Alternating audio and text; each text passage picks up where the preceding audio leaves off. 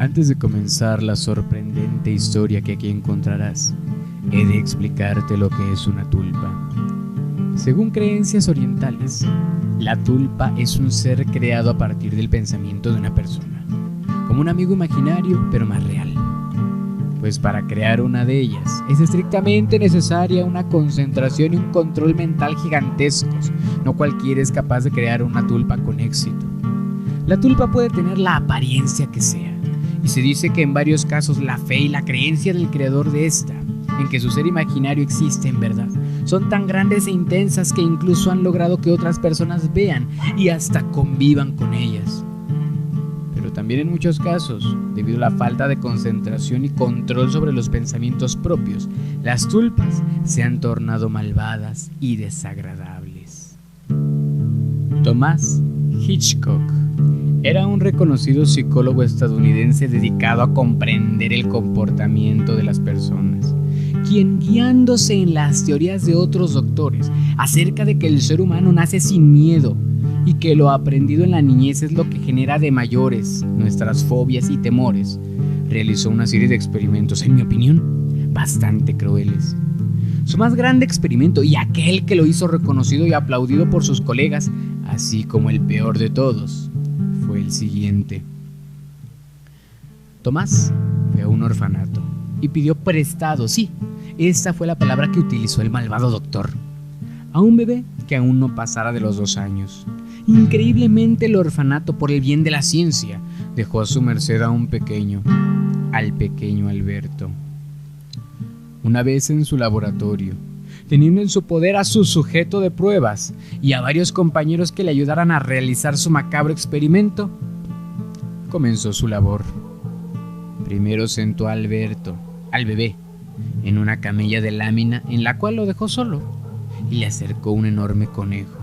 El bebé, al verlo, empezó a reírse, a acariciarlo y a jugar con él.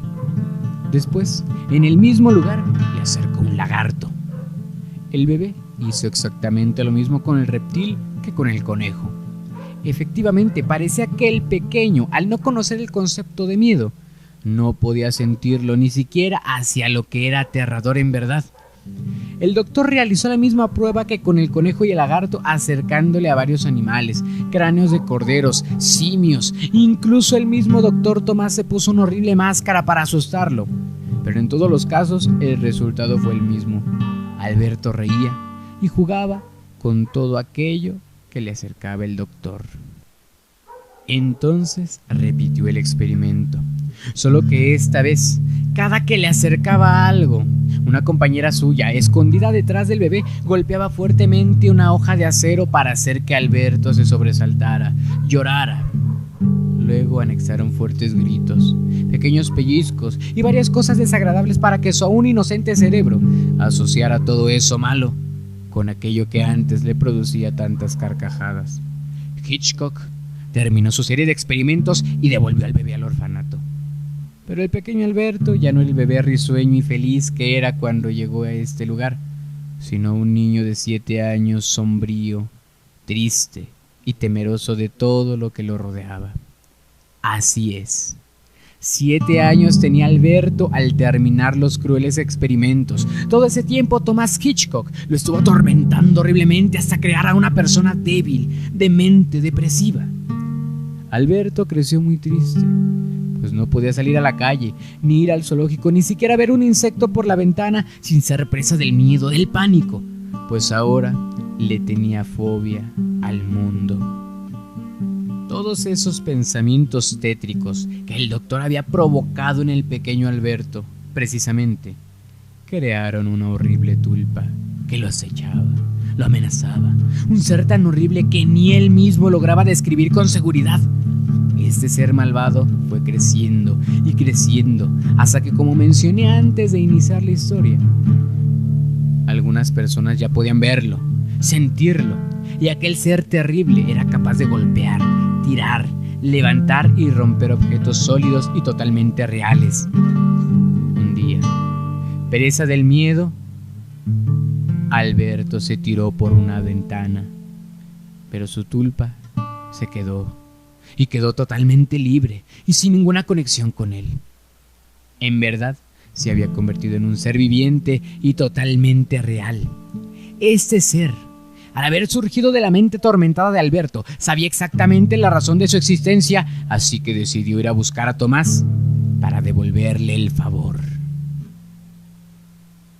Tomás estaba ya siendo bastante anciano, sentado en su casa de campo, disfrutando de su retiro del medio de la ciencia y disfrutando los millones de dólares que había obtenido a costa de arruinarle la vida al pobre Alberto.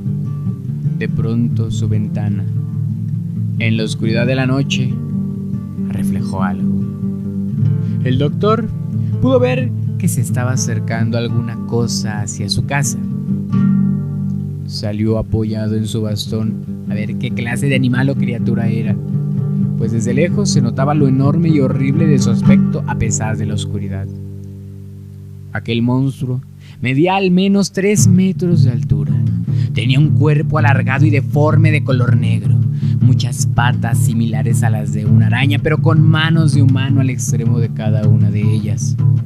Tantas que lo hacían parecer un erizo gigante. Un cuello largo y delgado, negro también, y su cabeza era exactamente igual a la de Alberto cuando era un bebé. Esta no era negra, era la única parte de su horroroso cuerpo que era de color carne. Por la mañana encontraron afuera de su casa, frente a la puerta, al doctor Thomas Hitchcock sin vida, con una expresión de horror en su cara. La autopsia reveló que un miedo intenso le produjo un ataque al corazón. La criatura lo mató de puro miedo, sin siquiera tocarlo. Aquella tulpa sigue todavía libre por ahí, y sinceramente espero nunca verla, y que tú tampoco te topes con ella, pues no quisiera ni que tú, ni que yo, corriéramos con el mismo destino con el que corrió el malvado doctor Thomas Hitchcock.